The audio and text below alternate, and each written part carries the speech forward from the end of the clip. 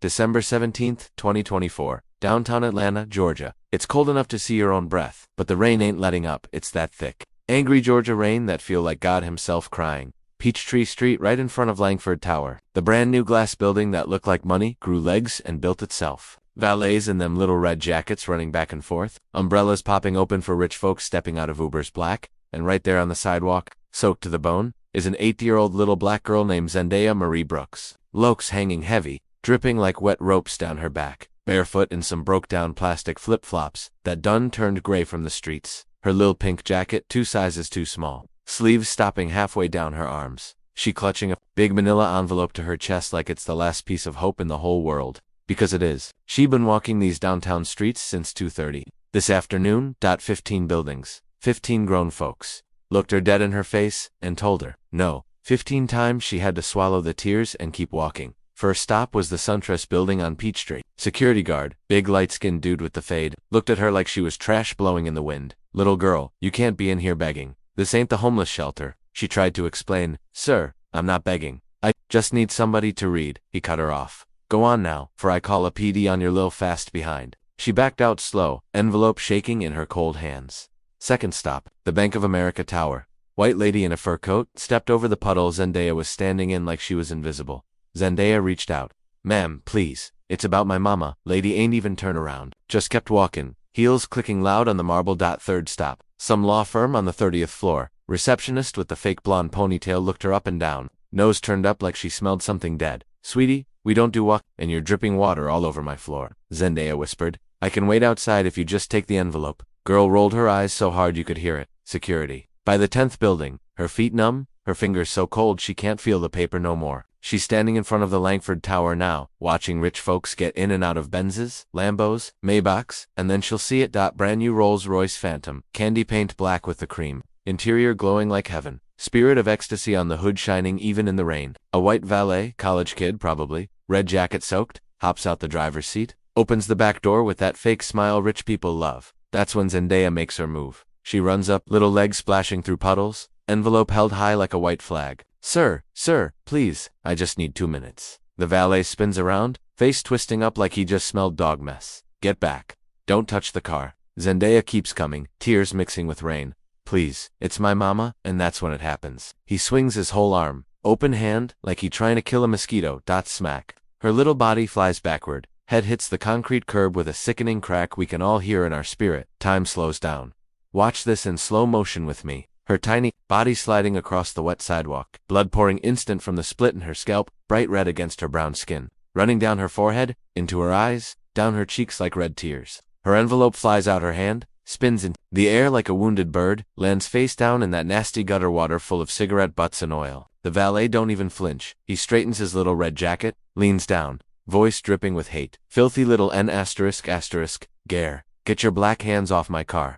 You people will never touch a $650,000 car. Go back to the projects and die where you belong. Monkey, he spits. The spit lands right on the envelope as it floats in the puddle. Ink bleeding, dates, names, everything her mama needs. Bleeding away. Zendaya, on the ground, trying to push herself up, blood dripping off her chin, plop, plop, plop, into the water. But she crawling through the puddle on her hands and knees to save that envelope, little fingers shaking, grabbing the paper even though it falling apart. She presses it to her chest, like she pressing it to her heart. That's when the back door of the Rolls-Royce opens. Out steps Robert Alexander, Kensington. 50-2 years old, tall, salt and pepper beard trimmed, perfect, navy Tom Ford. Suit probably costs more than most folks make in a year. He was on his phone, texting his assistant about being late to the Forbes gala when he heard the smack. He looks down, and the whole world stops. There she is, 8 years old, bleeding, shivering, pressing that ruined envelope against his $650,000 car like her life depends on it. Because it do. Robert's driver, Charles, an older black man who'd been with him 10 years, steps forward. Sir, we gotta go. But Robert can't move. He looking at this baby, blood running down her face like Jesus on the cross. Rain beating her like lashes, and she's still fighting, still holding on. She lifts her head slow, blood in her eyes, but she blinking it away. She lock eyes with him through the open door. Through the rain, through the pain, through 17 layers of bulletproof glass and privilege, and everything that ever kept people like her away from people like him. And she mouths one word, slow, clear. Desperate. Help. Robert. Feel it in his chest like a heart attack. He been rich his whole life, built Langford Enterprises from nothing. Forbes lists private jets, vacation homes in Bali. But right now, standing in this cold rain looking at this bleeding child, he feels poorer than he ever felt in his life. His hand moves on its own. He presses the intercom button slow. Charles, lower the window, just 2 inches. Charles hesitates. Sir, it's pouring rain. I said lower it. The window slides down with that soft Rolls-Royce whisper. Cold air rushes in. Rain splatters on the cream leather. Charles winces. That's a $40,000 detail job ruined. But Robert don't care. The little girl steps closer, her bare feet leaving bloody footprints on the sidewalk. She's so cold, her teeth chattering loud enough to hear over the rain. But her voice, y'all listen to this? Her voice don't shake one bit. Sir, please, your company. The Fresh Start Foundation. Y'all denied my mama's grant. We filled everything out perfect. I've checked every box 3 times. But somebody went in the computer and changed the dates. Made it look like we was late. Mama flatlined twice this morning, Emory Hospital said. If we don't pay $38,000 by tomorrow morning, they pulling the plug, they letting her die. She only 35 years old. Sir. She fought for this country. Please, I've been everywhere today.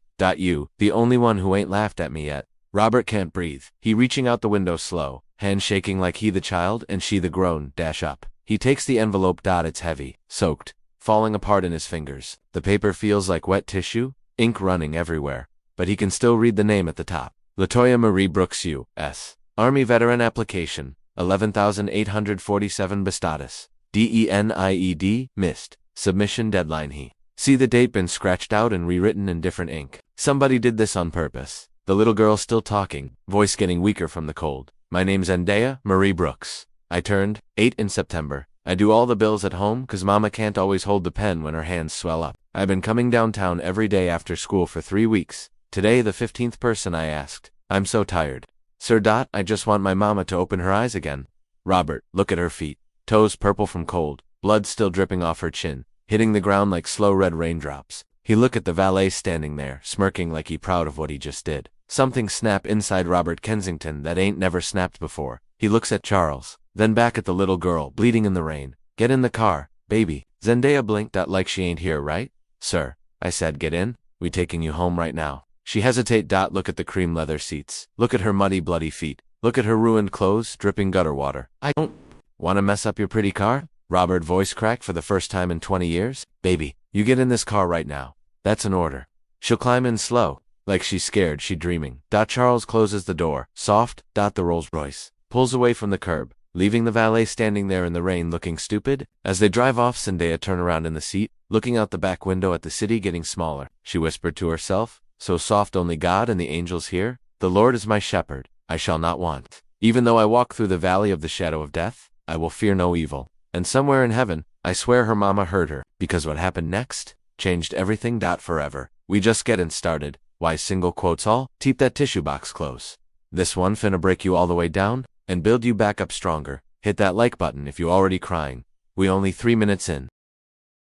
The Rolls-Royce Phantom pulls away from Langford Tower slow. Real slow. Like the car itself? No, we carrying precious cargo now. Inside, it smelled like brand new leather, money, and that fancy cedar wood cologne rich men wear. Outside, the city lights blur through the raindrops on the windows. 8-year-old Zendaya Marie Brooks sitting in the back seat like she made of glass. Back straight, little bloody hands folded in her lap. She's scared to lean back, scared to breathe too hard. Her wet clothes, dripping little puddles on the cream carpet that probably costs more than her whole apartment. Charles, the driver, older black man, maybe 60, gray around the temples, been driving rich folks 25 years. Keep glancing in the rearview mirror like he waiting for somebody to tell him this a dream. Robert Kensington sitting beside her now. He took off his $40,000 Tom Ford suit jacket, folded it neat, laid it on the jump seat. He got his sleeves rolled up, gold Rolex catching the streetlights every time they pass a lamp. He looking at this bleeding child like he looking at Jesus on the cross and just realized he'd been one of the Romans the whole time. Zendaya staring straight ahead. Blood still trickling from that cut on her scalp, dripping off her earlobe now. Drip onto the seat. She noticed. Try to wipe it with her wet sleeve. Only make it worse. Robert reach in his pocket slow. Pull out a crisp white handkerchief with his initials embroidered in navy. He folded gentle. Press it to her forehead. Hold that right there, baby. Put some pressure. She'll take it with both tiny hands. Press it like he said. The white cloth turned red instant. Thank you, sir, she whispered. Voice so small it break your heart. Robert swallow hard. You don't gotta call me sir. My name Robert. She nod. Still don't look at him. The Rolls turn off Peachtree now, leaving the pretty lights behind, heading west. First they pass Midtown. Still fancy. tall condos, white people jogging in the rain with they $300 headphones. Then Ponce de Leon, the murals, the Beltline, the hipsters with the dogs. Then we cross North Avenue, and everything change. Welcome to the west side. The buildings get shorter, the streetlights get dimmer, the potholes get deeper. They roll past the Shell station on Joseph E. Lowery, where the young dudes posted up under the awning hoodies, up, selling whatever keep the lights on. Past the Checkers on MLK, where the line always long cause. Two-piece and fry, still under $5. Past the barber shop with the old men on plastic chairs out front, playing spades, arguing about the Falcons like they still good. Past the church on the corner with the hand-painted sign. Jesus saves everybody, welcome service. 11 a.m. and 6 p.m. Robert, watching Zendaya watch the city change. She'll know every corner, every liquor store. Every memorial, with the faded pictures and dead balloons. She'll point out the window with one bloody finger. At the corner where my cousin Keki got killed last year. He was 16. Wrong place, wrong time. Mama cried so hard she had to go back on dialysis early. Robert, throat close up. They passed the Family Dollar on Simpson Road. She point again. That where I get Mama's medicine when the Insurance Act. Funny. Sometimes the line's so long I miss the bus and gotta walk home in the dark. The rolls turn onto Bankhead Highway. Now. Real Bankhead. The one they rap about. The one the news only show when somebody died. Trap houses with the porch lights burned out. Vacant lots full of weeds and broken glass. Corner stores with the bulletproof glass so thick you gotta slide the money under the slot. Zendaya voice, get quieter. That, the store where Miss Shirley work? She let me charge a honey bun. Sometimes when we short. She say, baby, pay me when God make a way. Robert feel the weight of every word like bricks on his chest. He finally speaks. Zendaya, how long your mama been sick? She'll count on her fingers. Slow. Blood smearing on the handkerchief since I was 4. She was in Afghanistan. Came home with lupus and kidney failure. Doctors said the sand and the burn pits did it. She can't walk no more. Some days she can't even hold a spoon. Robert closed his eyes for a second. Look at me, baby. She turned slow. First time she really look at him. Her eyes ancient. Older than 8, older than 80. You do this every day? He asked. Come downtown begging strangers. She shake her head. Not begging, Mr. Robert, asking. There's a difference. Mama taught me that jot. She say, closed mouths don't get fed. He nod, slow. How many people you ask today? Before me? She'll start counting on her fingers again, one by one, slow like she reliving every rejection. 1. The security at the Equitable building laughed and said, go ask your baby daddy. Lady at the law firm told me I was too young to be out here scamming grown folks. 3. Old white man at the Westin Hotel said, this why we need to build the wall higher. For black lady in the lobby of the CNN building told me, baby, pull yourself up by your bootstraps like the rest of us. 5. Police officer downtown told me if he see me again, he locking me up for loitering. 6. Church secretary said the pastor wasn't in, and closed the door in my face. 7, 8, 10, she'll keep going. Voice getting smaller with every number. 11. The lady at the Marriott spit on my shoes and said, y'all always want a handout. 12. Security guard at the Hyatt pushed me so hard I fell. 13, 14, 15. That was the valet. 15. 15 grown folks looked at a bleeding child and said, no. Robert, feel hot tears in his own eyes now. He reached over slow, put his big hand on top of her tiny bloody ones. Zendaya Marie Brooks, you listen to me and you listen good. Ain't never gotta ask. 16. I'm reading this. Tonight, I'm fixing this. That's a promise from a man who ain't never broke one to a child. She look at him for a long time, then she nod. Just once, the rolls turn onto Cascade Road now. The apartments, coming up. Old brick buildings, with the bars on the first floor windows. Kids, playing in the parking lot even in the rain. Old men on the bench smoking Newports, watching the fancy car like it's a spaceship. They pull up to building J. You can see straight through the front window of apartment 107. Hospital bed in the living room. Blinking machines, oxygen tank hissing. For pull with bags, hanging. That's home. Charles, put the car in. Park. Zendaya, reach for the door handle. Then stop. She turned back to Robert. Mr. Can I ask you something? Anything, baby. Why you stop? He think about that long time. Then he answer honest. Because your eyes look like my daughter's eyes. The daughter I lost 20 years ago. And I've been running from that pain ever since. Tonight, God used you to make me stop running. Zendaya nod like she understand grown folk pain. She opened the door. Cold rain blow in again. She step out barefoot into the puddle. Then she'll turn back one last time. Her little bloody hand reach out. She touch the Rolls-Royce emblem on the door. Soft. Reverent. Like she touching an angel wing. You gone? Read it tonight? She whispers. Swear on your daughter. Robert voice crack. I swear on my daughter grave. Zendaya, I'm reading it tonight. She smile. First smile all day. Tiny. Broken. Beautiful. Double quotes. Thank you, Mr. Robert. Mama say the Lord always send help when you can't take one more step. Tonight, he sent you. She closed the door. Soft. The Rolls-Royce. Sit there a long time, watching. Her walk through the rain barest little feet, leaving bloody footprints on the concrete. She waved one last time at the steps. Then disappear. Inside. Roberts sit back, close. His eyes. Tears running down his face. Now. Charles. Look at him in the mirror. Boss? You want me to take you to the gala? Robert wipe his face. Cancel everything. Everything. Call my assistant. Tell her pull every fresh start foundation file from the last 2 years, especially the rejections. I want them on my desk tonight. Charles nods slow. Yes, sir. The Rolls-Royce pull away, but something done changed forever, because an 8-year-old bleeding child in the rain just reached through bulletproof glass and touched a billionaire's soul. And tomorrow, the whole world finna feel it. Y'all feel that? That was just the ride home. We ain't even got to the part where mama flatline yet. Keep them tissues ready. 5:37 a.m. Apartment 107, Building J, Cascade Road Courts, Southwest Atlanta. The room is cold.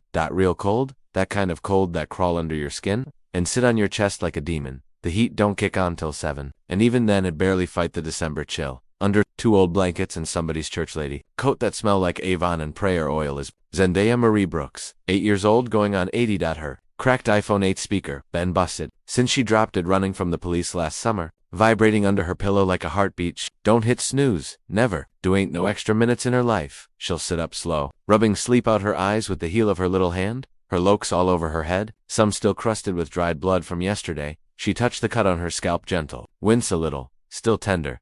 First thing she'll do, every single morning, same as she been doing since she was 6.5. Check on mama. She slide out the bed real quiet so the springs don't squeak and wake her. Her feet hit the freezing linoleum floor. Toes curl up instant. She sleep in socks cause the floor feel like ice, but the socks got holes in both heels now. She tiptoe through the dark living room that double as mama's hospital room. The oxygen machine humming low, that familiar she click. She click like a lullaby from hell. Blue numbers glowing on the monitor. 92, 91, 93. She'll know every beat by heart. She'll stand over the hospital bed that take up half the living room.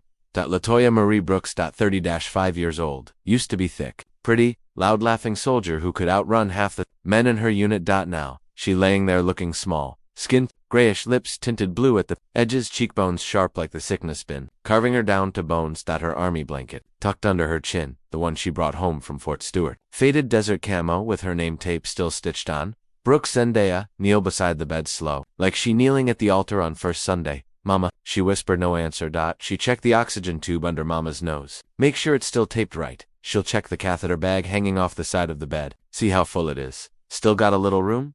Good.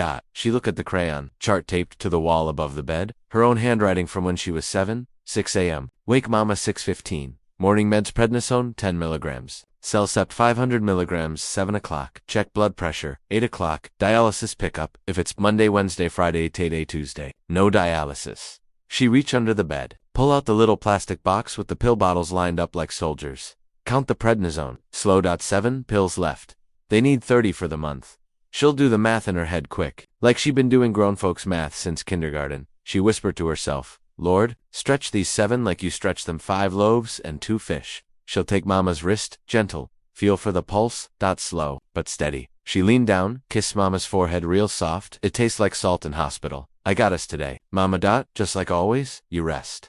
I'ma bring good news home. Mama, don't move. But Zendaya swears she'll feel her squeeze, her hand just a little. She'll stand up. Pad to the kitchen. Kitchen ain't really a kitchen no more. More like a corner with a hot plate, a mini fridge that hummed too loud, and a microwave held together with duct tape and prayer. She opened the fridge, slow, so the light don't wake nobody. Inside, half carton of great value, eggs 3 left, half loaf of white bread going, stale. 1 slice of Kraft cheese with the plastic still on.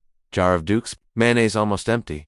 Carton of Tropicana, that expired last week but still smell. Okay. And a sticky note in mama's handwriting. From a good day, Zendaya, you are my hero. Love, Mama. She'll stare at that note a long time, trace the letters with her finger. Then she'll get to work. She'll take 1 slice of bread, lay it on a paper towel cause they out of plates again. Spread the last little bit of mayonnaise real thin with the back of a spoon. Folded in half. That's breakfast. She'll eat half standing over the sink, save the other half wrapped in the same paper towel for lunch. She'll whisper a prayer her grandmama taught her before she passed. Now I lay me down to sleep. I pray the Lord my soul to keep. If I should die before I wake, bless mama and keep her safe. Amen. She 15 seconds into that prayer when the tears start. She don't let 'em fall. though she wipe her eyes hard with the sleeve of her too small jacket. She'll go back to the living room, kneel by the bed again. Mama, I'm going to school now. I left your morning pills in the purple cup with water. If you wake up and need me, text me. I charged the phone last night at Miss Shirley's store. I love you more than all the stars in Georgia.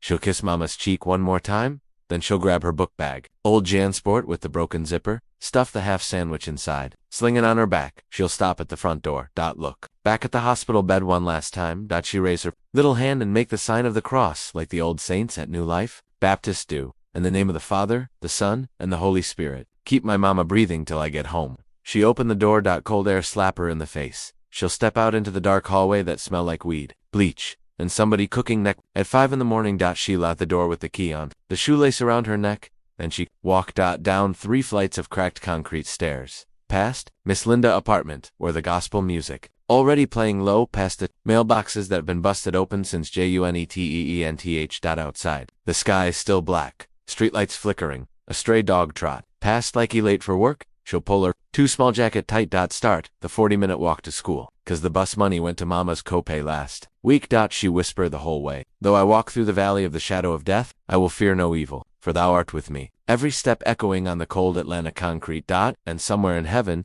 angels writing her name in the book real big. Because this little girl, she carrying a whole family on 80-year-old shoulders, and she ain't never dropped it yet. Y'all feel that weight? That's what these babies carry every single morning, while the rest of us still sleeping. That's the real Atlanta. Not the skyline. Not the rappers. Not the Falcons. This right here.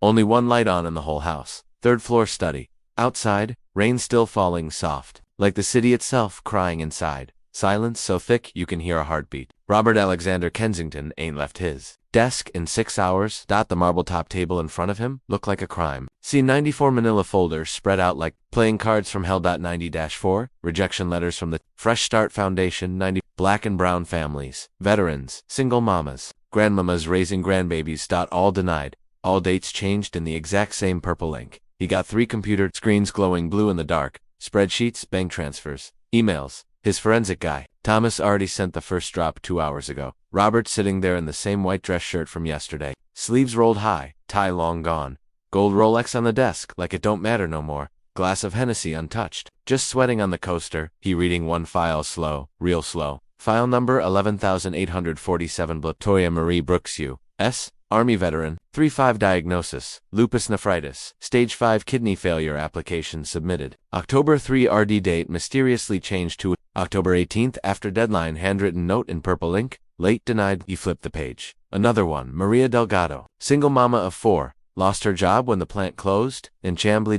Date changed. Purple ink. Another one. William Hayes, Marine, 2 tours, came home with PTSD and no legs below the knee. Date changed. Purple ink. 94 times. He pick up the phone at 12:47 a.m., calls his assistant Rachel. Voice hoarse like he'd been screaming but ain't made a sound yet. I need Victoria Langley in my office at the tower. Tomorrow morning, 7 a.m. sharp. Tell her it's urgent. Tell her it's about the Fresh Start numbers. Rachel hesitate.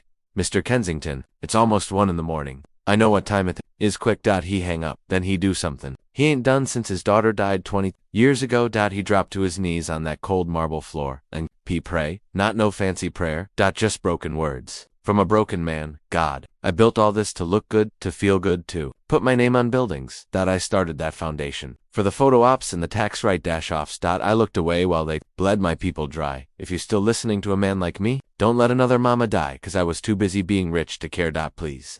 He stay on his knees till the sun start peeking orange over Buckhead. 7 a.m. sharp.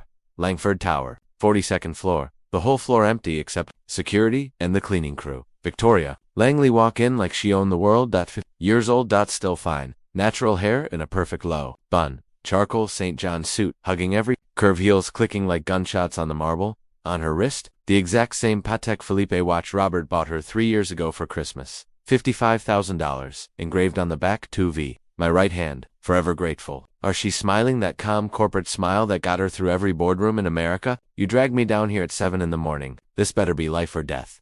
He don't smile back. He just point to the conference table. 90-4 folders stacked neat like tombstones.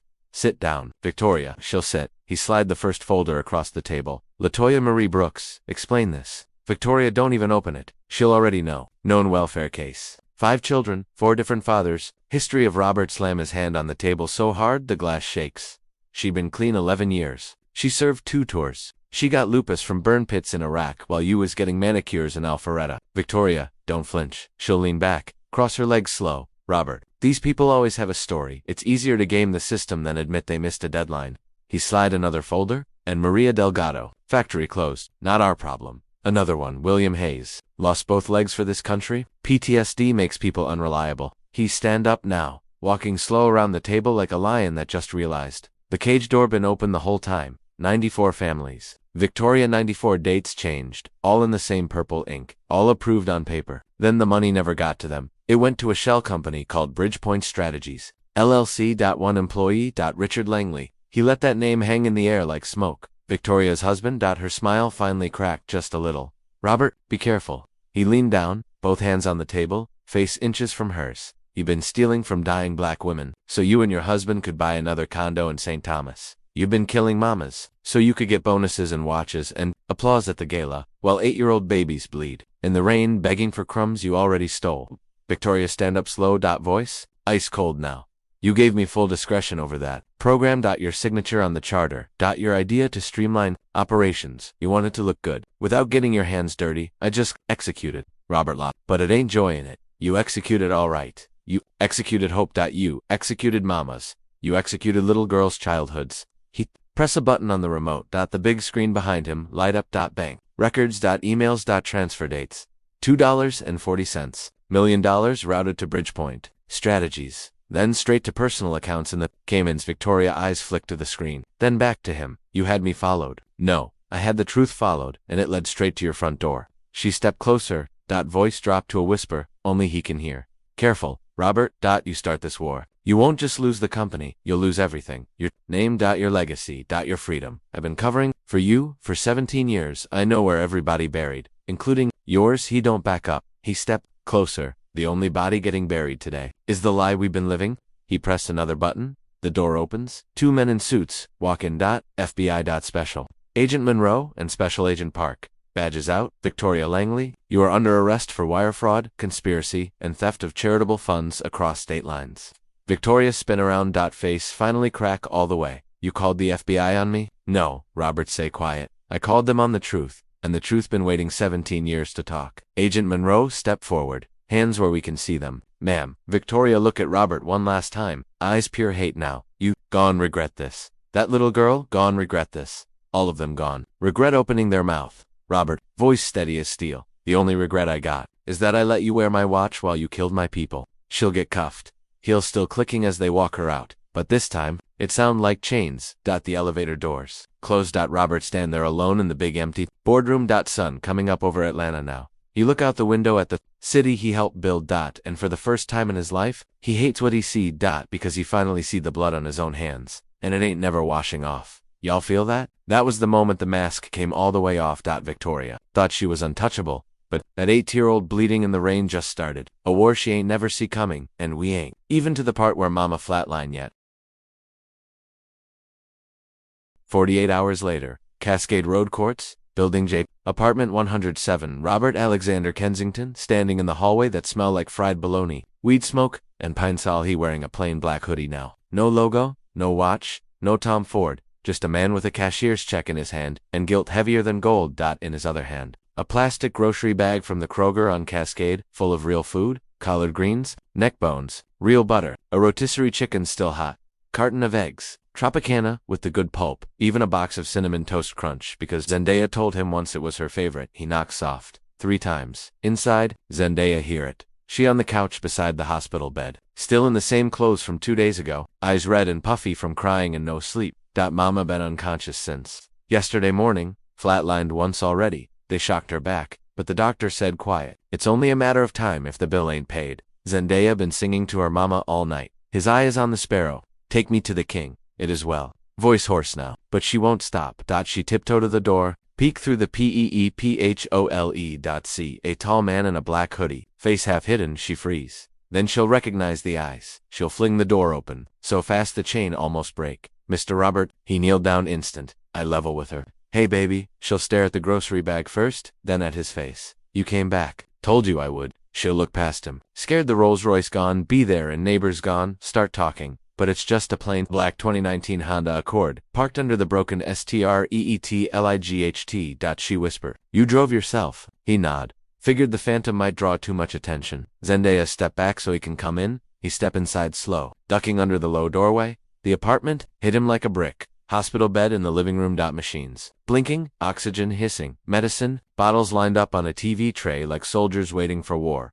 Brooks laying there looking smaller than 2 days ago, chest barely moving. Zendaya closed the door soft. She ain't woke up since yesterday, she whispered. Doctors said her kidneys shutting down for good this time. They talking about pulling machines. Tomorrow, if the $38,000 don't come. Robert feel his knees go weak. He walk over slow. Kneel beside the bed. Look at Latoya's face. See the army strong still in her cheekbones even through the sickness. He reach out, touch her hand gentle. Ms. Brooks, my name Robert Kensington. Your daughter, the bravest soul I ever met. I'm here to make this right. Zendaya standing behind him, clutching that old stuffed bunny with one eye missing. Robert reach in his pocket. Pull out the cashier's check. $75,000. Oh, he lay it on the blanket, right over Latoya's heart. All bills paid. Past, present, future. Plus extra. For pain and suffering, for the year y'all lost, fighting a lie. For every tear Zendaya cried in the rain. For every night she went to bed hungry so you could have one more pill. It's done. Stare at the check, then at him, then back at the check. Her little mouth fall open. She ain't never seen that many zeros in real life. She dropped to her knees right there on the linoleum, hands clasped like at altar call. Thank you, Jesus. Thank you, Lord. Thank you for sending Mr. Robert. Thank you for not forgetting us down here. Hallelujah. Glory to God. Tears running down her face, hot and free now. Robert crying too. Silent, shoulders shaking. He reach over, pull her into his arms. She hug him back so tight like she's scared he gone disappear. He whisper in her lokes. I'm here, baby. I'm here.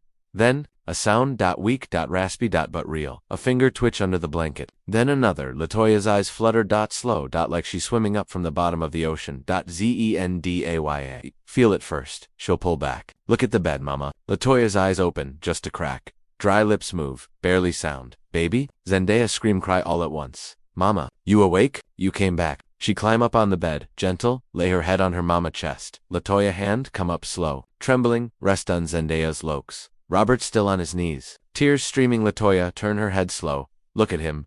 Voice like paper. Who are you? He swallow hard. Ma'am, my name Robert Kensington. Your daughter saved my life 2 days ago. I came to save yours. Latoya, look at the check on her chest. Then, at Zendaya crying happy now, then back at Robert. Her dry lips try to smile. Thank you for seeing my baby when nobody else would.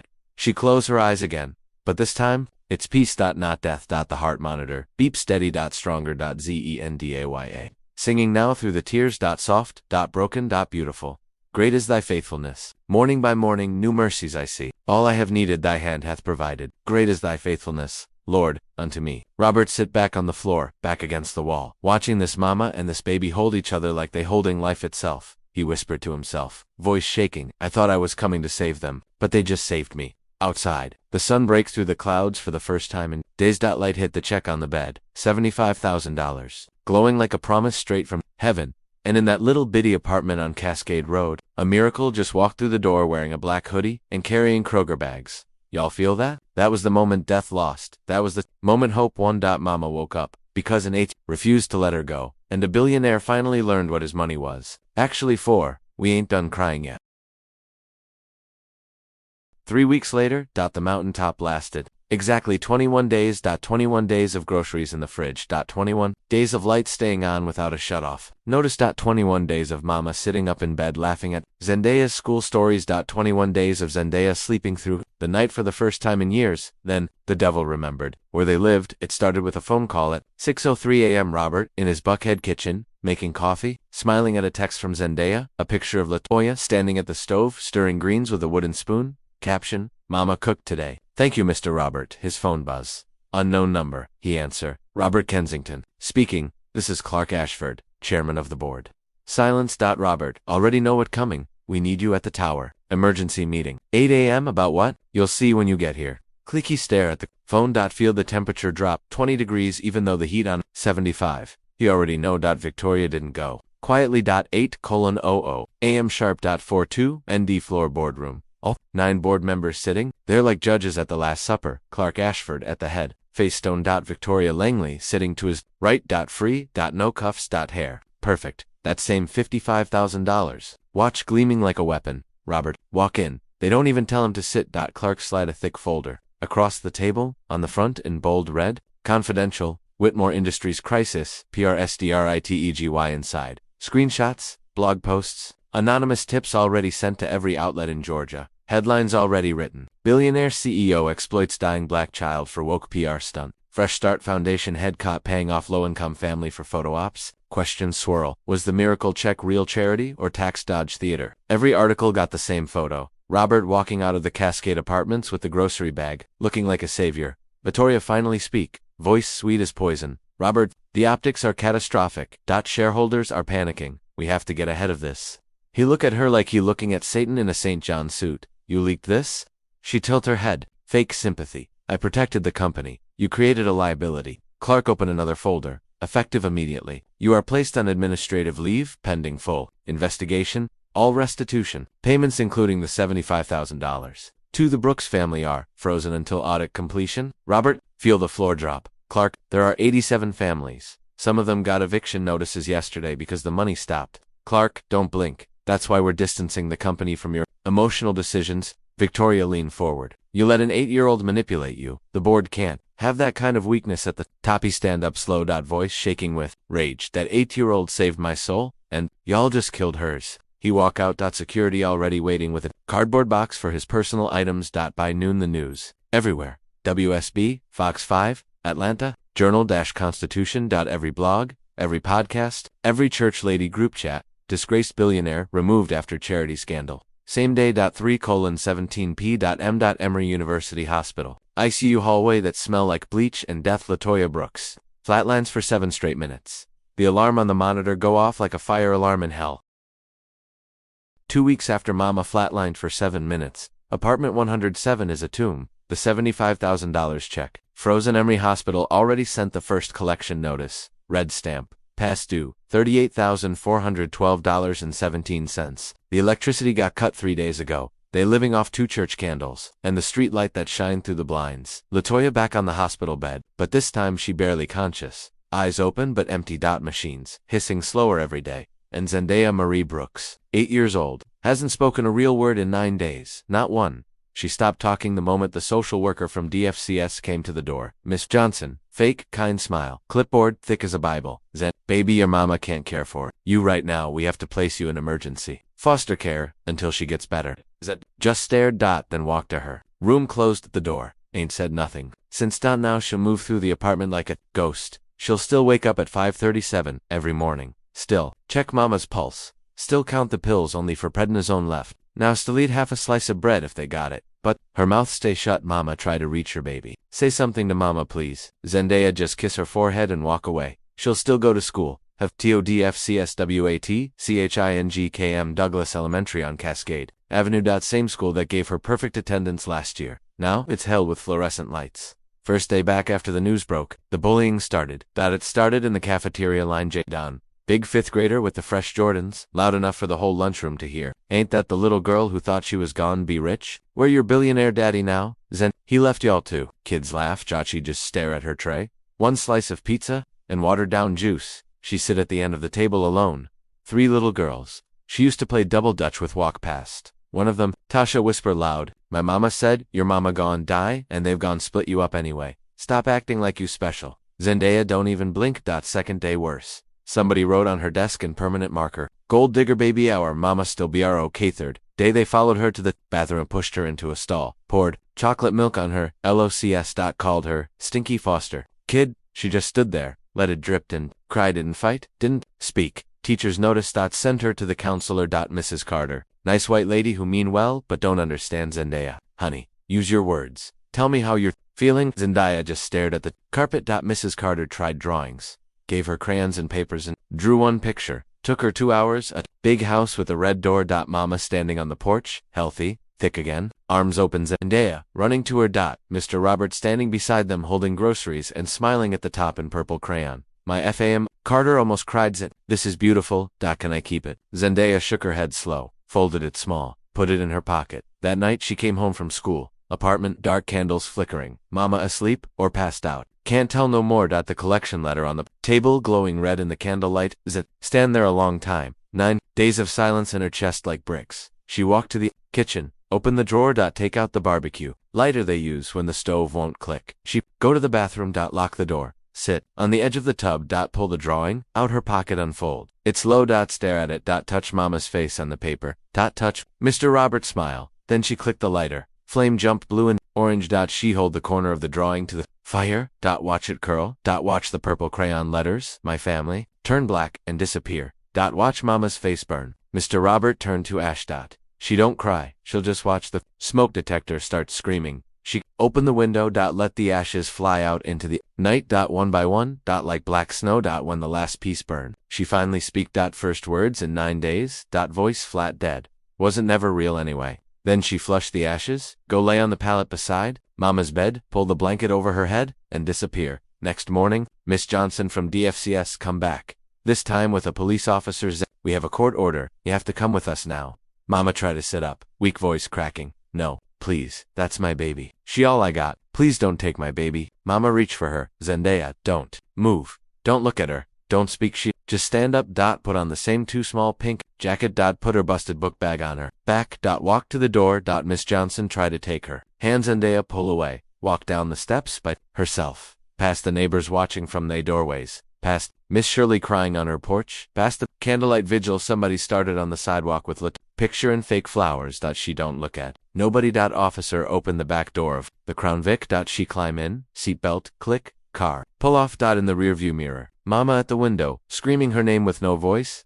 Baby, don't leave Mama. I'm sorry. Mama, sorry. But the car keep going. Turn the corner and just like that, an 8-year-old little girl who carried her whole family on her back, finally broke. She closed her eyes in the back seat, and in her head she whispered the only prayer she got left. God, if you're real, why do you keep talking to everybody I love? Silence, no answer. Just the sound of tires on wet Atlanta streets, taking her away from the only home she ever knew. This is the part where grown people pause the video and walk outside. Is the part where Mama's hug there? Baby's too tight? This is the part where daddies, who never cry, break all the way down. Because sometimes, before the sunrise, the night gets so dark you can't even see God. And right now, Zendaya Marie Brooks can't see anything at all. 3 nights after they took Zendaya, Big T's, Legendary Cuts, and Converse corner of Campbellton and Dodson, Southwest Atlanta. Radon white poles still spinning even though the shop been closed since 8 p.m. But tonight, the shop ain't closed. Tonight the shop is church. Basement door under the stairs, got a handwritten sign taped up. Fresh start, families on leaf. You got denied. Come down if you tired. Come down if you're ready. Come down. Inside the basement, it smelled like barber's cocoa butter, weed smoke, and righteous anger. Folding chairs in a circle. Families that Victoria stole from. Mamas with hospital bracelets still on their wrist. Daddies who just got off second shift at the warehouse. Grandmas holding pictures of they sick babies. One Marine in a wheelchair missing both legs. American flag folded on his lap like he ready to go to war again. And at the front, standing on a milk crate because the only microphone is a Bluetooth speaker playing Ain't No Stopping. Us now on low. Big T himself. 320 pounds, arms like bridge cables. Fade sharp enough to cut glass. Been cutting hair in the neighborhood 30 years. Cuts in first Lokes when she was 4. Cut Latoya's shape up before every deployment. He got the TV on mute behind him playing the news on loop. Disgraced billionaire Robert Kensington fired. Langford Enterprises distances itself. Little girl's miracle money frozen. Big T clicked the TV off with the remote. Silence drops so heavy you can hear hearts beating. He speak low at first. Why? I'll see what they did to baby girl. Nods all around. They took her from her mama. Took the money that was gone. Save her mama. Took the last piece of hope that child had. And laughed on TV about it. A mama in the back start crying. Quiet. Big T voice. Get louder. I watched that baby walk these same streets every day after school. 8 years old. Book bag bigger than her, asking strangers for help cause her mama couldn't breathe. And when somebody finally helped, they punished her for it. He point to the Marine in the wheelchair. That's Sergeant Hayes. 2 tours. Came home with no legs and PTSD. They changed his date. 2 he point to Miss Linda from the apartments. That's Miss Linda. Her grandson got leukemia. They denied him cause somebody wrote late in purple ink. He point to every single person. Every last one of y'all got the same purple ink on your dreams. Same lying signature. Same thief. A young daddy stand up. I'm done asking nicely. I want my money. I want my child healthy. I want blood. The room erupt. Say that again. Preach. We ride tonight. Big T raise one big hand. Everybody hush. He pull out his phone. Show a picture. It's Zendaya from 2 years ago, sitting in his barber chair, cape too big, smiling with 2 front teeth missing. This baby believed in us, believed in grown folks, believed if she just asked enough times, somebody would care. He look around the room slow. Tonight, we gon' be that somebody. He pull a thick stack of papers out, a Crown Royal. Bag these the real applications. The ones they changed. My cousin working at Langford Tower. He downloaded everything before they wiped the servers. Dates. Signatures. Bank accounts. All of it. Gasp. See. Hold up a USB drive on a chain like it's the Holy Grail. This right here. This the truth they tried to bury. A grandma in the back. Stand up slow. Church hats still on. Years old. I marched with Dr. King and 63 got dogs sixed on me in Selma. I ain't scared of no boardroom devils in 2024. She open her purse, pull out a manila folder with her granddaughter's picture taped to it. My baby need a lung transplant. They denied her too. I brought my folder. Who else brought theirs? Every hand go up. 30-7 folders hit the floor in the middle of the circle. Big T nod. That's families. That's 37 miracles they stole. That's 37 reasons to burn this whole system down the right way. He pull out a legal pad. At the top in big letters. Operations save Zenda. Step 1. Get the baby back home tonight. Step 2. Get every dime they stole. Step 3. Make sure Victoria Langley and every suit that helped her never sleep good again. He look at Sergeant Hayes. Sarge, you still got friends at Fort Benning. Sarge grinned for the first time in years. I got friends who owe me favors that involve helicopters. Big T, look at Miss Keisha, the paralegal who worked downtown. Keish, can you file emergency injunction? Already typed it on my phone in the car. Big T look at Lil Dre. 19, just beat his 3rd felony case. Dre, you still got that live stream with 300K followers? Dre already got the ring light up. Chat blowing up right now. T. Day saying, whatever y'all planning, we in it. Big T, look at every face. Old, young, sick, strong, broken. He speaks slow now. Tomorrow morning, we've taken this fight public. We've taken it to every news station, every blog, every church, every barbershop, every beauty shop, every corner store from Bankhead to Boulevard. We taking it to the steps of the Capitol if we have to. But tonight we getting Zendaya out that group home. The room explode. Somebody start clapping on 2 and 4. Somebody else starts stomping. The Bluetooth speaker accidentally hit play. Marvin Gaye. What's going on? Come on. Like the ancestors themselves pressed the button. Big T raised both hands like a pastor at the end of revival. Who in this room got a car that can fit a car seat? 7 hands shoot up. Who got bond money if we gotta post it? 15 wallets hit the floor. Who is ready to ride for that baby like they own blood? Every single hand in the room go up. Big T smiles real slow. Then the church is in session and the benediction is coming. But first, we got work to do. He point to the ceiling. Upstairs, the barber chairs are still warm. Downstairs, 37 families just became an army. And somewhere across the city, in a cold group home bed with scratchy sheets, 8 Brooks is staring at the ceiling. No tears left, just whispering to herself. They all left me. Mama, Mr. Robert, God. She don't know yet. But 37 mamas, daddies, veterans, grandmas, and 1 6'6" barber just declared war on the whole system for her. And Atlanta doesn't play about their babies, not tonight, not ever again. We shall not be moved. The next 48 hours change Georgia law forever. Friday, 6:03 a.m. The Atlanta Voice drops the article. Front page, bold black letters, bigger than the Falcons' losing streak. They stole from dying black mothers. How Langford Enterprises in Victoria Langley robbed 94 families while posing for gala photos. By Jamal A. Carter, investigative reporter who grew up in the same apartments as Zendaya. The article is 4,800 words long. Every denied family quoted by name. Every changed date screenshot. Every offshore account number. Every purple ink forgery zoomed in like crime scene. Evidence. End right in the middle. A full-color photo of Zendaya at 6 years old, barefoot on Cascade Road, holding a handwritten sign. Please help my mama Livioni. Thing helps God bless YIU within 30 minutes. The article is the #1 trending topic on every platform in America. Hashtag save ZENDAYA. Hash Victoria Langley is a THIEF. Hash fresh start fraud. Hash 9 for families by 7:15 a.m. The Atlanta Voice website crashes from traffic. By 7:30 a.m. every morning show in Atlanta is live outside Big T's Barbershop. Channel 2. Action News. Got Miss Linda on camera. Church hat cocked. Finger wagging. They took food out my grandbaby mouth. They took medicine out my child lungs. And they took that baby from her sick mama. God don't like ugly. And Victoria Langley bout to find out. By 8 a.m. the FBI field office on West Peachtree gets a phone call from the U.S. Attorney herself. Move now. 847A.M.Buckhead. Victoria Langley's $4.2 million mansion on West Paces Ferry. She in her marble kitchen, silk robe, drinking oat milk latte, scrolling the smoking remains of her reputation, her phone blowing up so hard it freeze. Publicist texting, do not speak, do not leave. Lawyer texting, they reopened the case. Federal husband, Richard already on a plane to Grand Cayman with 2 suitcases and no return ticket. Victoria laughing at first, nervous, laugh. They can't touch me, board already distanced. Robert took the fall. Statute of limitations. Then she'll hear it. Helicopters. She walked to her 20-foot windows overlooking the golf course. 20-7 black SUVs, screaming up her driveway like a presidential motorcade from hell. Doors fly open. FBI went everywhere. German shepherds, barking battering ram already at the front door. She dropped the latte. Cup shatter on Italian marble. Agent Monroe, same one who cuffed her the first time, kicks the door clean off the hinges. Victoria Marie Langley, federal search warrant, hands where we can see them. Victoria freeze. Agent Park walks straight to her, smiling the coldest smile in Georgia. Remember me? You told me last time I'd regret cuffing you. Guess who gets the last laugh today? They flip her dining room table rip. Couches open. Pull walls down to the studs. Find the safe behind the Basquiat painting. Inside, passports in 3 names. $840,000 cash in Langford Foundation bags. Hard drive labeled insurance.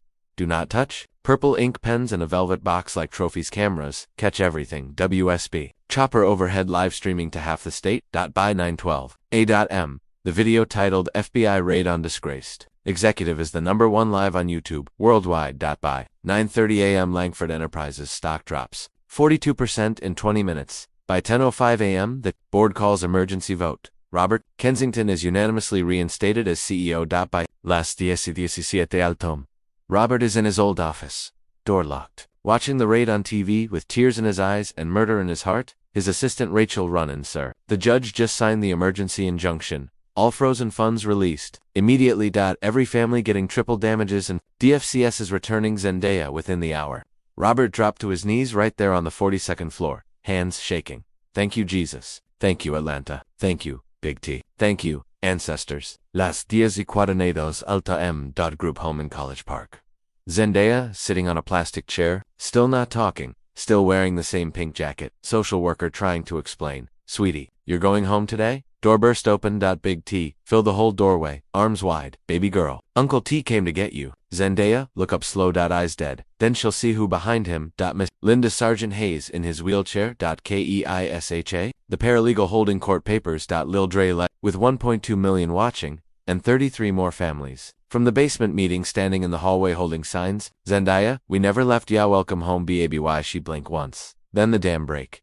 She runs straight into Big T's arms, screaming, Uncle T. He'd pick her up like she'd weigh nothing. Spin her around while the whole room cry. She crying so hard she can't breathe. I thought y'all forgot me. Big T voice crack. Never that. Baby. We had to go get an army first.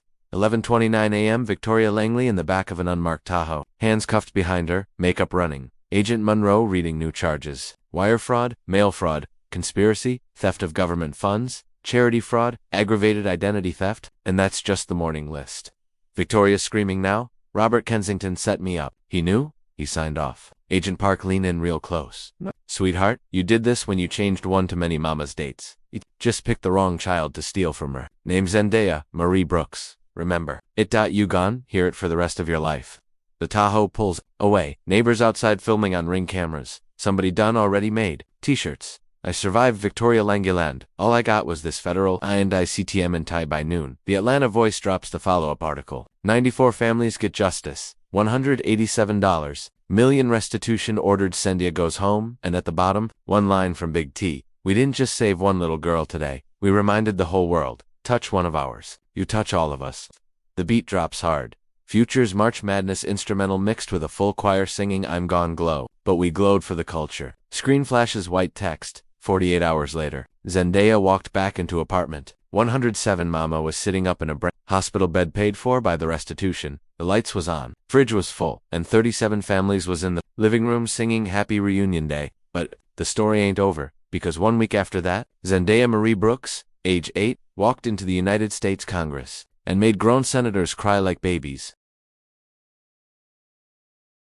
January 14, 2025 Special Congressional Hearing, Charitable Fraud and Its Impact on America's Most Vulnerable Families, Subcommittee on Oversight and Investigations. The room is packed, past the fire code. 94 families in the gallery wearing matching white t-shirts. I am one of the 9 for ask me what they sto live big T in the front row. Arms crossed like a bouncer at the gates of heaven. Robert Kensington sitting beside him, eyes already red. Latoya Brooks in a wheelchair at the very front. Oxygen tank quiet for the first time in years. Looking like she was ready to testify herself. And at the little witness table, all by herself. Legs swinging because her feet don't touch the floor. Zendaya Marie Brooks. 8 years old. White dress with lace collar. Lokes and 2 perfect puffs tied with purple ribbons. Purple for victory now. Hands folded like she was at church. The chairman, Congressman Hank Johnson from Georgia's 4th District, bangs the gavel. This hearing will come to order. Today, we examine predatory practices in corporate charitable foundations. Our final witness of the day is Miss Zendaya Marie Brooks of Atlanta, Georgia.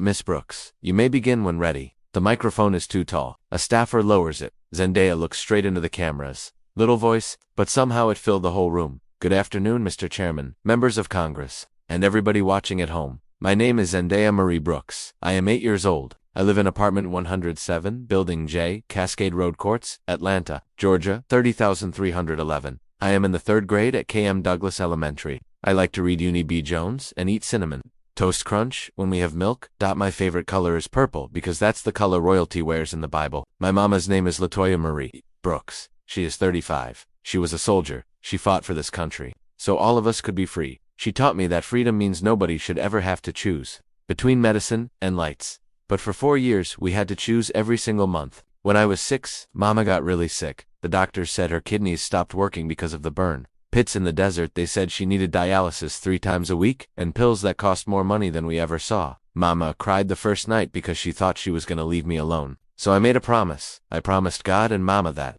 I would never let her die, even if I had to ask the whole world for help. That's when I found out about the Fresh Start Foundation. They said they help veterans and their families. Mama filled out every paper. I checked every box 3 times. I walked it downtown myself because we didn't have bus fare. I gave it to the lady at the desk. She smiled and said, "We'll call you." They never called. They sent a letter that said, "We missed the deadline." But I knew the date was right. I wrote it on the kitchen calendar with a red marker. I was 6. I could read a calendar. So I started walking downtown after school every day. I asked 15 buildings. Some people laughed. Some people cursed me. Some people pushed me. One man hit me so hard my head split open and I bled in the rain. But I kept asking because Mama couldn't breathe well some nights.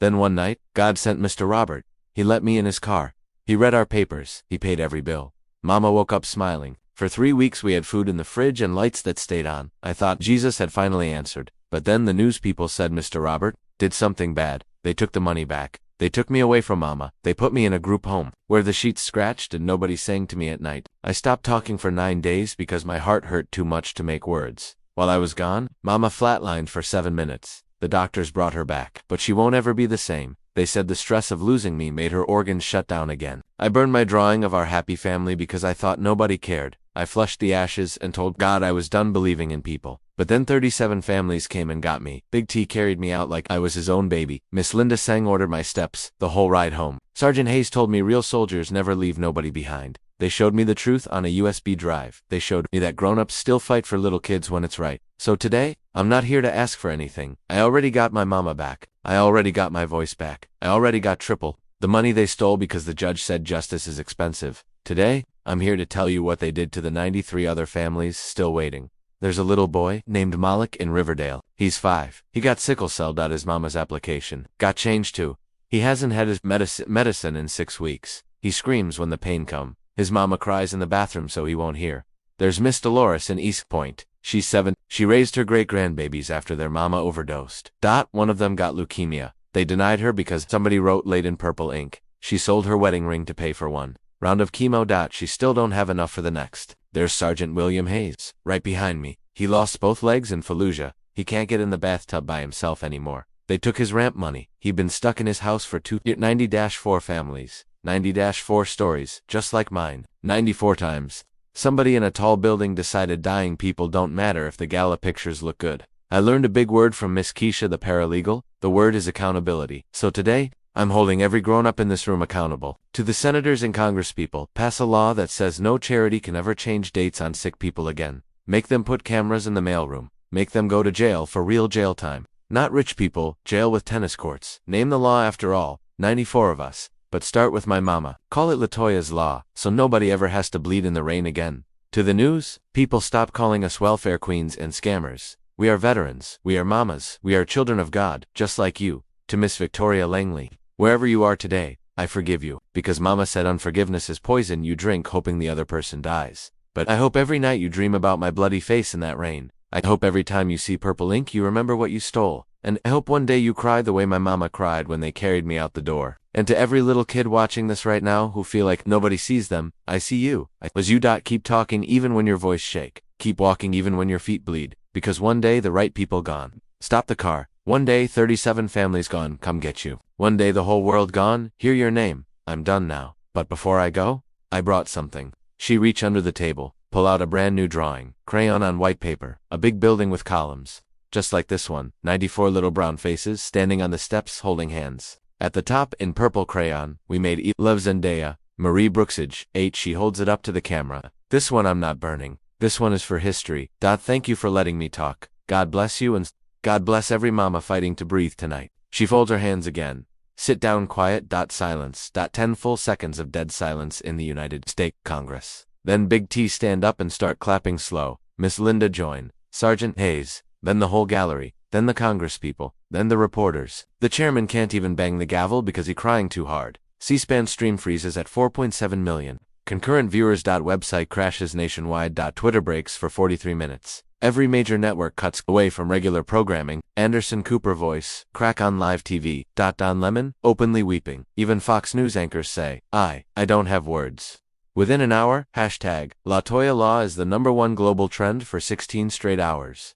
Within 2 hours, the White House issues a statement. The president has reviewed the proposed legislation and stands ready to sign. Within 4 hours, the bill is fast-tracked with 417 co-sponsors. Within 24 hours, it passes. The House 422-3 and the Senate 98-2. And every single news channel plays the same clip on loop. An 8-year-old girl in a white dress with purple ribbons making the entire United States Congress cry like they are at somebody's home. Because sometimes God uses the smallest voice to speak the loudest truth. And on January 14, 2025, that voice belonged to Zendaya Marie Brooks. The president at the podium, with heavy voice, Dr. King stood on the steps of the Lincoln Memorial and talked about a promissory note that America wrote to her citizens of color, note that kept coming back marked insufficient funds. Today, because of one 8-year-old girl from Cascade Road in Atlanta, Giorgio are finally making good on that note. Behind him, a 9-foot banner in purple and gold LaToya's LAW, the Charitable Integrity and Family Protection. Active 22.5 to his left Ladia, Marie Brooks. Standing tall, no wheelchair, no oxygen tank. New kidney working like she is 25 again. Tears running but smiling so big her cheeks hurt. To his right Zendaya, Marie Brooks. Now 9 years old, white dress with purple trim, lokes in a crown braid with gold cuffs, holding the president's pen like it's Excalibur. Big T in the back wearing a custom suit that say, Uncle T on the inside lining. Robert Kensington, eyes glassy, standing next to the Marine Corps color guard because Sergeant Hayes personally requested him to hold the flag. The president signs the bill with a flourish. Then he does something no president has ever done on live television. He steps away from the podium, walks over to Zed, and kneels so they eye to eye. Young lady, America owes you a debt we can never fully repay, but we're gonna spend the rest of our days trying. He hands her the pen. She hugs him so tight the Secret Service almost flinches. The entire East Room explodes. Standing ovation that lasts for full minutes. CNN cuts to commercials. Because the anchors can't talk, Fox News just lets the applause play. C-SPAN let it run. The headline scrolls across every screen in the world. LaToya's Law signed into law, largest charitable reform in U.S. history, named for Army veteran, inspired by 8-year-old girl from Atlanta. PROJC. No 5 years later. Cut to November 2029. Soft piano and birds chirping. Camera drone shot flying low over a brand new medical complex on the west side. Purple and gold sign bigger than a billboard. The Zendaya Marie Brooks Pediatric and Veterans Health Center. Love thy neighbor as thyself. Matthew 22:39. Inside. A state-of-the-art dialysis wing named after LaToya. Free clinic named after Big T. PTSD wing named after Sergeant Hayes. Child Life Center named after Miss Linda. And in the lobby, a 12-foot bronze statue, Zendaya, at 8 years old, barefoot, holding that burned-up envelope, looking up with those ancient eyes, plaque underneath. She reminded us what courage looks like when it's only 3 feet tall. Cut to present day. Zendaya is now 13 honor roll student at Benjamin E. Mays High School. Captain of the debate team, already got early acceptance. Letters from Spelman, Howard, and Stanford. She is wearing a purple Mays hoodie, lokes down to her waist, gold nameplate that say future president. She gives a tour to a group of nervous little kids who just got approved for treatment under LaToya's Law. She kneeled down to a sick boy with sickle cell holding his mama's hand. You scared? He nod. Don't be. I was 6 once. 2. I know what it feel like when the grown-ups say no, but in this building, the answer is always yes, because me and my friends made sure nobody ever has to bleed in the rain. Again, the little boy hugged her. She hugged him back, like she was hugging her younger self. Cut to years old now. Thick again, natural hair twisted out, working as the patient advocate director. She'll still cry every time a new family walks in and realizes it's really free. Cut to Robert Kensington, gray beard, full now, worth more than ever, but he only wears hoodies and Timbs these days. He funds the center anonymously, but everybody know. He and Zendaya call each other every Sunday after church. He still keep that first bloody handkerchief in a frame in his office. Cut 2 big T's. Barbershop now 3 locations. Every Saturday he still hosts Fresh Start Saturdays free haircuts for any kid who bring a report card with all A's and B's. You got a purple chair in the corner, nobody ever sits. In reserve for Zendaya forever. Cut to Sergeant Hayes walking with carbon fiber legs, paid for by the center. Coaching Little League, married now. Twin girls. Cut to Victoria Langley serving 18 years in federal prison. Her cell painted beige. Every morning the guard plays the C-SPAN clip of Zendaya's speech on the common room TV. Morning Victoria cries. Every morning the other inmates tell her, that's what you get. Cut to the annual Latoya's Law Gala, black tie, but held in the old Cascade Road courts. Community center now renovated into a palace. Zendaya on stage giving the keynote at 13 years old. Voice strong, clear, Atlanta thick. 5 years ago, I stood in front of Congress and told them, I forgave the people who hurt us. Some of y'all thought I was crazy, but forgiveness doesn't mean forget. Forgiveness means I gave the hate back to God and He turned it into this. She waved at the room. Hundreds of families helped. Doctors, nurses, politicians, rappers, athletes, everyday people I used to think miracles only happen in the Bible. Turns out miracles just look like regular people deciding one day they tired of being quiet. So to every kid watching this right now who feel invisibly you not, your story can change. Laws. Your voice can move mountains. Your pain can build hospitals. And one day, when you 13, you gon' stand on a stage just like this, and somebody gon' tell you, thank you for not giving up. I love why single quotes all. Thank you for loving me back. She stepped off the stage. The entire room stand up singing. Lift every voice and sing. A cappella. Cut to the final shot of the update. Zendaya and Latoya walking hand in hand through the health center garden at sunset. Purple flowers everywhere. Mama stop. Look at her baby who ain't a baby no more. Zendaya Marie. You saved my life twice. Once when you were 8, and every day since. Zendaya smiles soft. Mama. You saved mine first just by breathing one more day. They hug long, slow, swaying hug like only mamas and daughters know. Camera, pull back slow. You see the bronze statue in the background. You see hundreds of healed families walking through the gates. You see Atlanta real, Atlanta shining in the background. White text fades. Latoya's law passed. 4.7 million families protected. $11.8 billion in fraudulent denials reversed. 842 children named Zendaya or Latoya born in Georgia alone. 0 reported date changes in covered charities. 1 little girl proved love is still the strongest thing on earth. November 21st, 2029. Exactly 5 years to the day after the rain that started it all. Same spot. Peachtree Street in front of the old Langford Tower, now renamed the Zendaya Marie Brooks Justice Plaza. The sky opens up again. Same angry Georgia rain, but this time it feels different. The city is quiet for a Friday night. Most folks inside watching the Falcons lose again. But one person is standing in the exact same spot where it all began. Zendaya Marie Brooks, 13 now, purple raincoat with the hood up. Gold low cuffs catching the streetlights, hands in her pockets. She's staring at the sidewalk. There's a bronze plaque embedded in the concrete where her blood once ran into the gutter. It reads, on this spot December 17, 2024, 8-year-old Zendaya Marie Brooks bawled in the rain asking for help and changed America forever. Be the person who stops the car. Latoya's Law Memorial Plaza. Reached down and traced the letters with her fingers. Rain falling on her face, like it's washing 5 years of pain away. A black Rolls-Royce Phantom, same year, same cream interior, pulls up slow to the curb.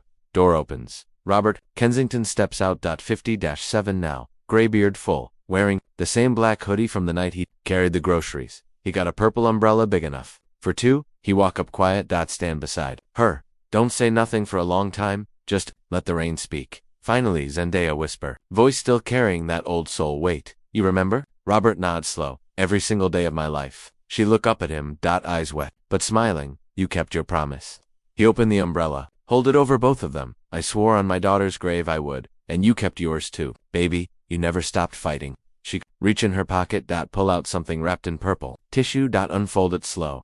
It's the burned drawing, the one she flushed 5 years ago, except now it's been professionally restored. Every ash mark, every curl of fire, every tear stain preserved under glass in a gold frame. On the back, in her 13-year-old handwriting, I thought hope was dead. Turns out it was just sleeping. She handed to him. I want you to keep this in your office so every rich person who walk in remember what almost happened and what we stopped from ever happening again. Robert, take it with shaking hands, tears falling faster than the rain. Zendaya Marie, I was dead inside before that night. You reached through bulletproof glass and brought me back to life. This drawing, this gone sit on my desk till the day I die. They stand there. A long time, just two souls who met in a storm and changed the world together. Then Zendaya do something nobody expect. She'll step out from under the umbrella, let the rain hit her full force, close her eyes, raise her arms like she receiving something holy, and she speak loud enough for heaven and Atlanta to hear. Thank you for the rain that night. Thank you for the blood. Thank you for the closed doors. Thank you for the people who said no. Thank you for the 9 days I couldn't talk. Thank you for the ashes I flushed. Thank you for every tear, because every single one watered the seed that grew into Latoya's law. She opened her eyes, looked straight into the camera that's been rolling the whole time, because Lil Dre never stopped filming when it come to her, and she speak to you, directly to you, whoever you are, wherever you watching this right now. Maybe you a ma?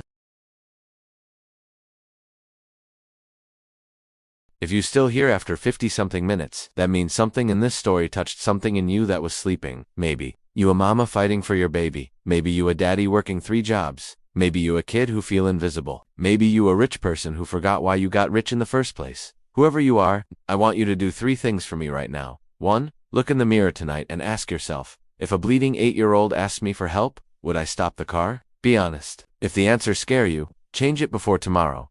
Share this video with every single person you know. Not for views, not for likes, but because somebody you love might need to remember they not alone tonight. And 3. If this story blessed you, if it made you cry, if it made you mad, if it made you proud to be black, proud to be human, do something real with that feeling. Text somebody you haven't spoken to in years and say, I love you. Call your mama. Tip that single mom at Waffle House. Double adopt a bill at somebody. Child school. Start that nonprofit you've been scared to start. Forgive that person you swore you never would, because the same God who turned my tears into a locken turn yours into something the world ain't never seen. I was 8 years old, barefoot, bleeding, and broke, and I changed America. Imagine what you can do with everything I ain't have, so go do it, and when you do, tell Zendaya Marie sent you. I love y'all more than words. See you at the top, or on the way there now. Go be the miracle somebody praying for tonight. She stepped back under the umbrella with Robert. They hug long and slow. The Rolls-Royce door closed. Soft. Car pulls away. Camera stay on the plaque as the rain wash it clean. White text fade in slow. Dedicated to every child who ever had to be the adult. You are not forgotten. You are the reason we keep going. Then the final screen. If this video touched you, Brooks Health Center in Atlanta. Every dollar helps another mama breathe one more day. And under that, one last line in purple. The rain always stops, but love keeps falling forever. Screen fades to complete black. Soft rain, and a single gospel hum for 12 full seconds. Then the choir hits one final note that feels like sunrise. Roll credits slow. 50+ million views in the first week, 100+ million in the first month. Billboards in Times Square. College courses taught on it. Churches play it on Mother's Day. Little girls named Zendaya all over the world because one night in Atlanta, one little girl bled in the rain and the whole world decided to stop the car. And that familiar is how legends are born.